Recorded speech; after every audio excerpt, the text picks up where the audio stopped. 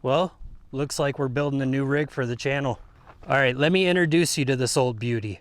It's a 1982 GMC Sierra K1500 half-ton pickup with a 6.2 liter V8 diesel underneath the hood, hooked up to a 700R 4-speed transmission with an overdrive, ending with an MP208 transfer case.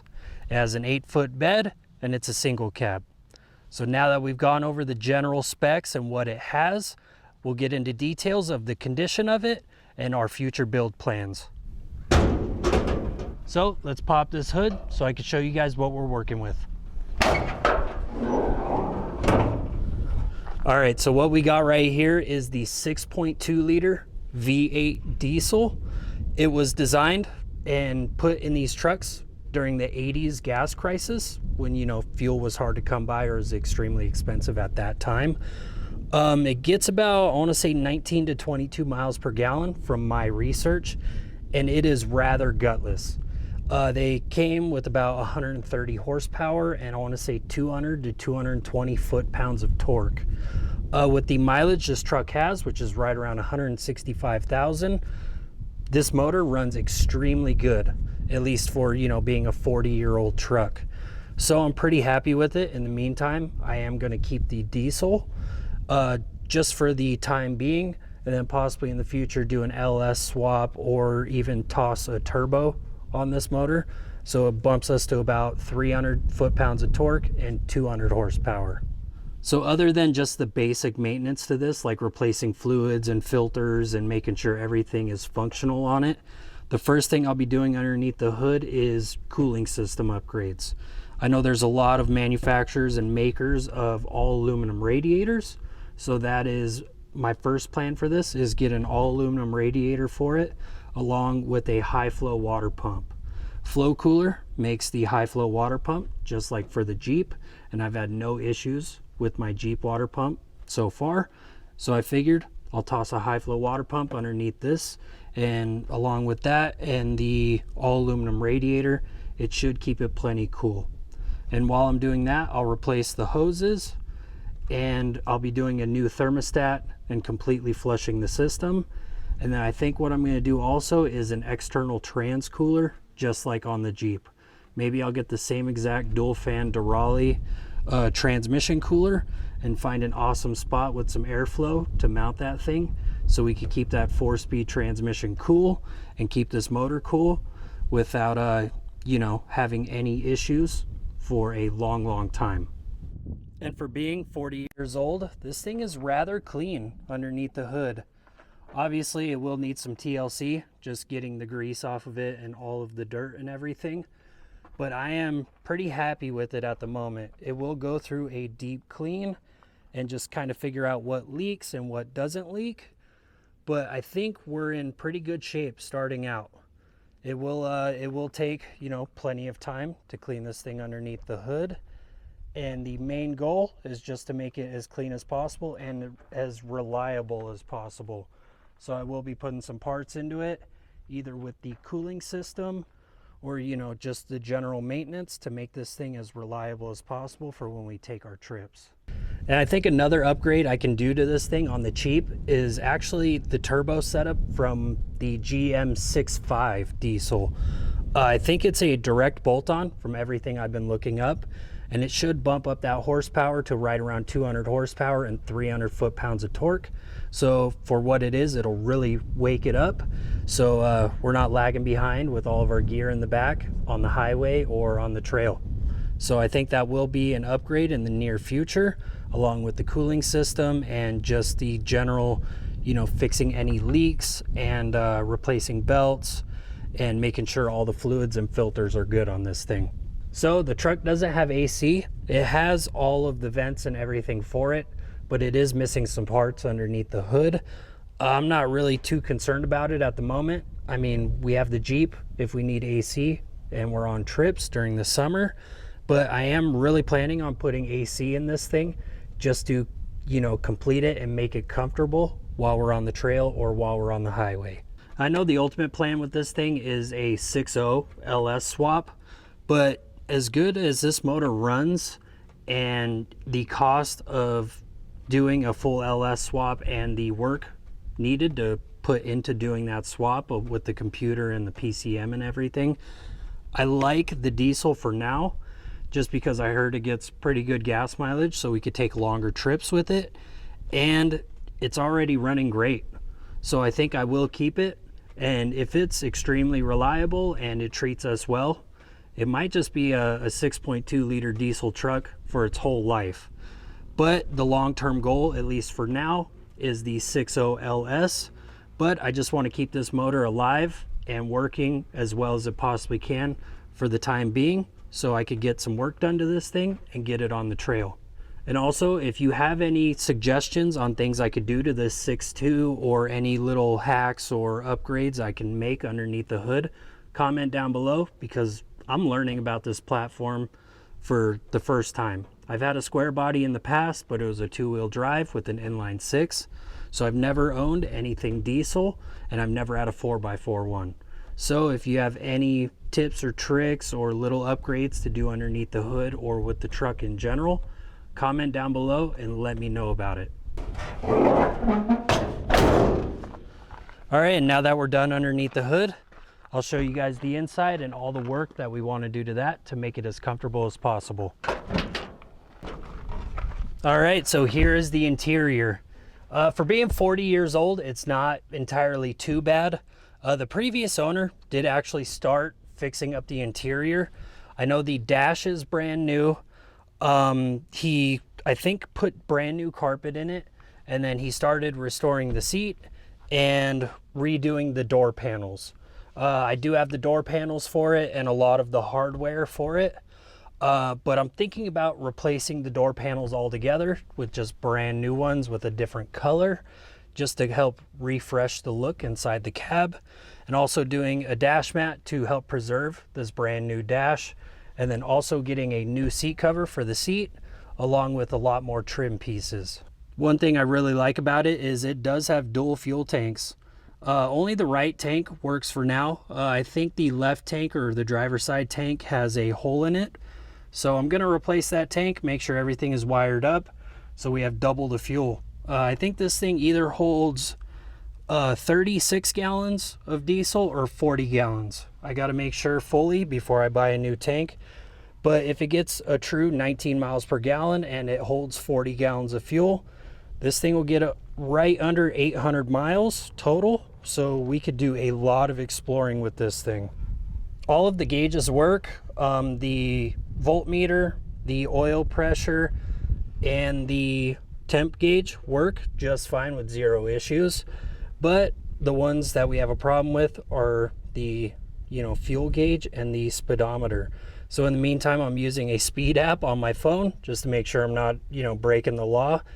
But I will be replacing these gauges along with putting the plastic bezel that looks like it is cut out for some reason in here. So it'll look, a lot better. It'll be protected, and we can actually know how much fuel we have and how fast we're going. Now that I've gone over the entire interior on what I'm going to replace and fix to suit our needs for trips, let's move to the back of the truck so we could go over suspension plans. Checking out the suspension on this truck, it desperately needs some type of suspension upgrade. The leafs in the front have a negative arch to them, and the leafs in the rear have a positive arch to them, but all the shocks all around it are extremely rusted and pitted, and I think they're blown out also. So we have 2 options I want to go with on this truck. I'm thinking either a 3-inch lift for the front and a 4-inch lift for the rear. So once we toss all of our gear in the back, it'll level out at the 3 inches all along it. And then do, some shock upgrades, like maybe some Bilsteins, some Foxes, whatever they offer. Or we could just go crazy. We could do like a 6-inch lift, have tons of ground clearance and tons of articulation. But I think that could mess with road manners. I could be wrong, but that could mess with road manners for our longer trips, because since we have the dual fuel tanks, I want to take it on some extremely long trips to other states and stuff like that, since we have the fuel capabilities. So I want to keep those road manners while we're at it. For being an Arizona truck, this thing does have a lot of light rust on the undercarriage. I think it mostly lived its life up north before coming down to the desert with us. But I'm kind of on the fence about axle wise. I'm thinking either keep these axles but upgrade them and just stick with 35-inch tires, because I know the 12-bolt rear and the 10-bolt front can easily handle the 35s as long as I'm not rock crawling it. Or we could go wild. We could do, you know, the GM Dana 60 front and a 14-bolt rear. But regardless, I want to do, you know, some small trusses on at least the rear. I want to do maybe chromoly shafts wherever I can add them on to the front or rear, and then lockers, just to, you know, keep the capabilities of this thing, you know, at a high level, and you know, make it so we could go to certain places where other people can't. But let me know down below what I should do. I'm trying to stay kind of cost effective on the truck, and I know building out a set of tons for this thing can get extremely expensive. So let me know. I mean, I'm more than open to just sticking with the axles it has, but just cleaning them up really well and putting some money into these. So one thing the truck desperately needs is an exhaust. Right where the cab meets the front of the bed, that's where the exhaust is cut off. So it is extremely loud while you're idling it, warming it up, or getting up to highway speed. So that is a huge thing I'm going to be doing soon, is the exhaust, and I'm not entirely sure where I want to poke the exhaust out at. Either right in front of the back tire is an option, right behind the back tire is an option, or just run it straight back and have it pop out right underneath the rear bumper, or, you know, right in this area over here.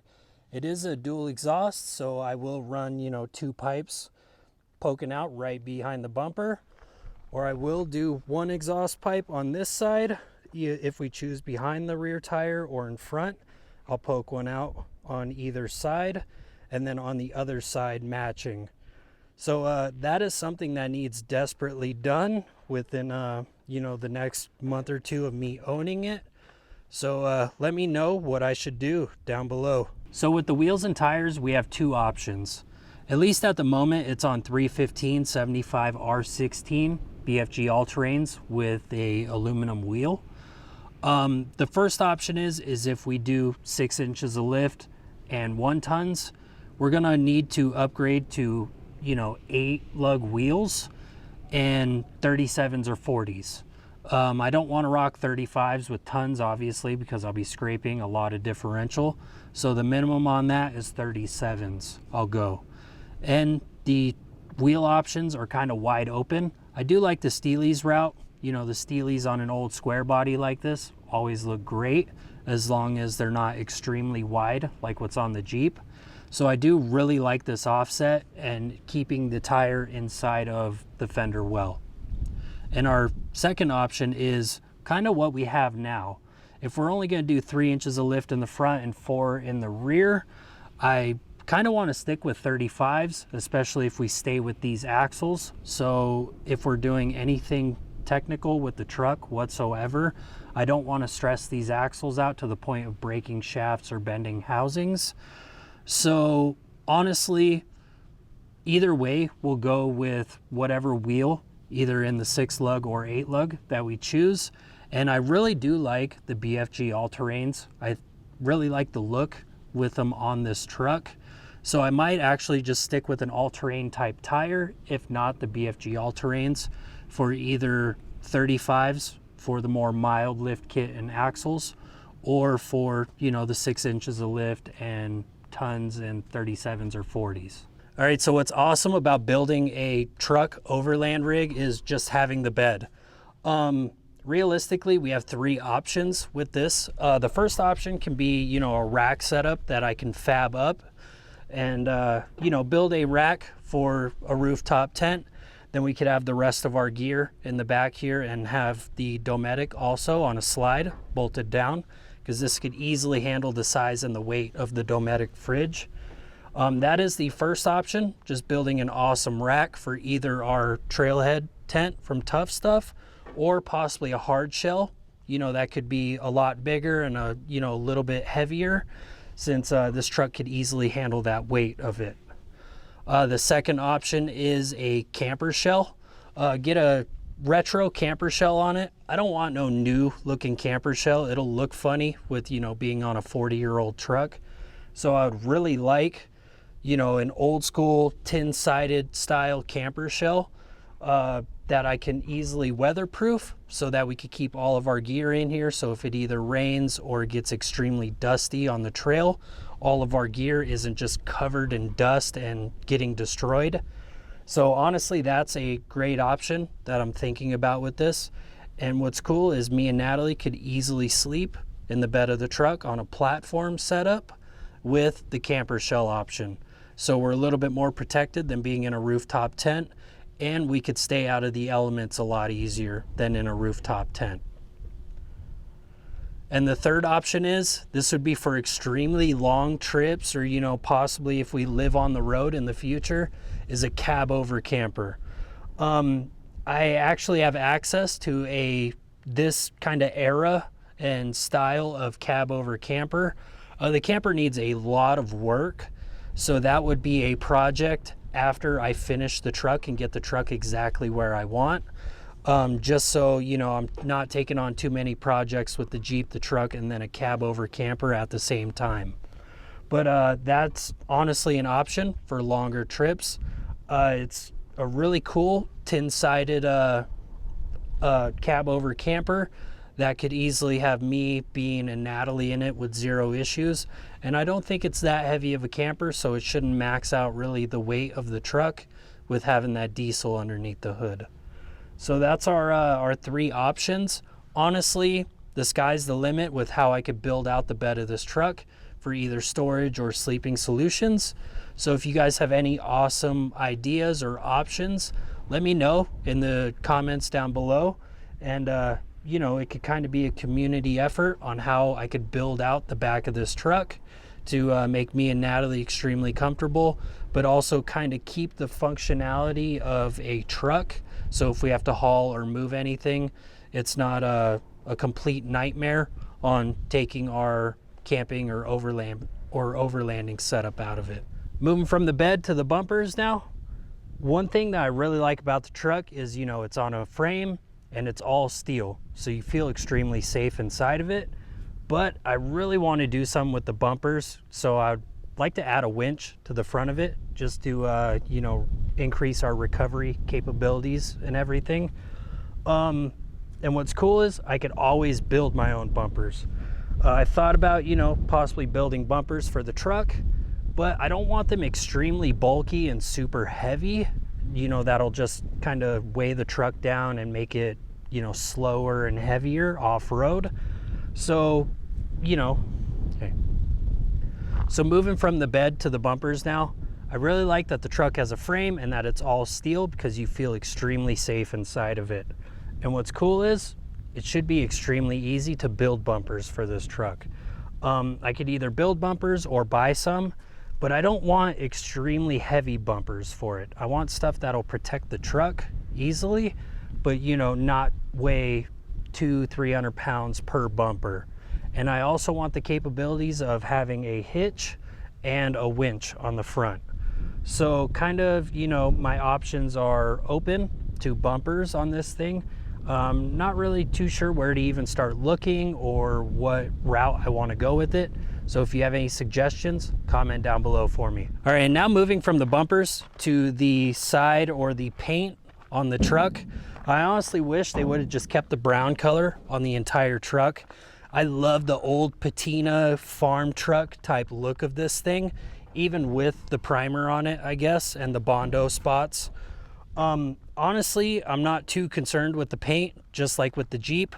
I'm glad it kind of has messed up paint, so I won't cry or, you know, be depressed if I take it through some bushes or trees off-road. So honestly, I'm extremely happy with the paint right now.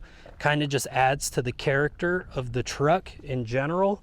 And yeah, I'm extremely happy with it. Honestly, maybe in the future, I will find the paint code that this truck was painted under back in 1982 and get it painted, or I'll paint it myself that color just to kind of, you know, restore the paint and make it look a lot better. But honestly, at the moment, I'm extremely happy with it. And the body on this truck is very straight for being a 1982. I'm actually surprised. The only rust on this truck is a maybe golf ball sized hole on the driver's door. Other than that, it is a lot of surface rust underneath that should be easy to get rid of or break free with all the nuts and bolts underneath. So I'm not, too concerned about that. But other than that, there is no rusting or rust holes on the sides of the cab where it is notorious for that. And same thing with the bed and with the front fenders and everything and the hood. So I'm extremely happy with the body of the truck, how straight the body is, the lack of rust other than the surface rust underneath, and the paint.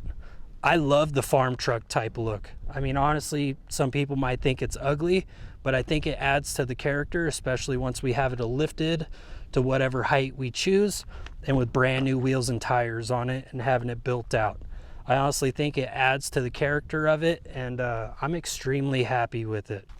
All right, and that right there is the introduction to our 1982 GMC Sierra K1500 Square Body 4x4. Honestly, I think the sky's the limit with this truck, with either suspension options, axles, wheels, tires, drivetrain, and the interior. And realistically, it doesn't need a lot of work to get us on the trail. It already runs great, and it mostly just needs interior stuff to make it more comfortable for us on our way to the trail. So I really hope you guys are excited about this build as much as I am. It's going to be a long process, a long build series, so I hope you guys are ready. And if you guys have any suggestions for me, comment down below. Let me know what I should do or what you would do to this truck. And I really appreciate you guys watching. I'll see you in the next video, you guys. Bye.